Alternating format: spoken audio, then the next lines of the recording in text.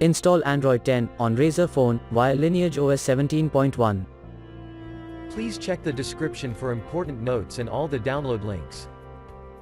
First download ROM and GApps packages, then transfer the downloaded files to the phone storage, link is in the description below.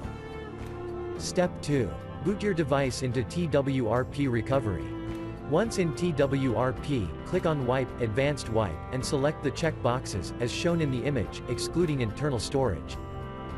Step 4. Swipe the button to wipe the device. Step 5. Go back to the recovery main screen, and tap on the Install button. Step 6. Navigate to the storage, and select the ROM zip file. Step 7.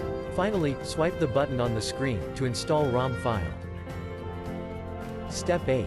Flash the GApps zip package, in the same manner. Step 9. After GApps flashing completes, select Wipe Cache and Dalvik from bottom left side of screen, and swipe to wipe. Step 10. When the flashing process is complete, hit Reboot System. That's it, you have successfully installed the ROM on your device.